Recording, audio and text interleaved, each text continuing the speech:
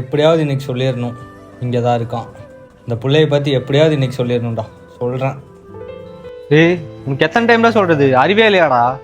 Daily பொழப்பெல்லாம் இங்கே வந்து உட்காந்துருக்க. டேய், உன் வாழ்க்கையை விட்டு அந்த புள்ள போனது தான்டா. திருப்பி எல்லாம் வராதுடா கணேஷ். தயவு செஞ்சு கூட வாடா, புரிஞ்சுக்கோடா. டேய் மச்சான், நான் ஒரு கதை சொல்லட்டுமா? டெய்லியும் நீ சாமி கும்பிட்ற, இன்னைக்கு ஏதாவது ஒரு நல்லது நடக்கணும், டக்குன்னு கெட்டது நடந்துட்டா நீ சாமி கும்பிட்றது நிறுத்திடுவியா? இல்லை. அதே மாதிரி தான் மச்சான், அவள் இன்னைக்கு வரல, ஆனால் கண்டிப்பாக எனக்காக ஒரு நாள் வருவாடா. எனக்கு நம்பிக்கை இருக்கு. அவன் மேலே இல்லை, என் காதல் மேலே. சொல்ற கேளுடா. டேய், என்ன சொன்னாலும் புரியாதுடா. ஒரு நிமிஷம் இருடா. டேய் டேய் டேய் டேய் ஒரு நிமிஷம் இருடா.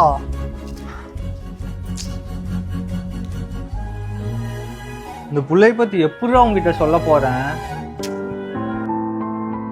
ஒரு நாள் வருவாடா. லைஃப்பில் இவங்க திரும்ப வரமாட்டாங்கன்னு தெரிஞ்சும் அவங்களுக்காக வெயிட் பண்ணுறதுலேயே ஒரு சந்தோஷம் இருக்குது.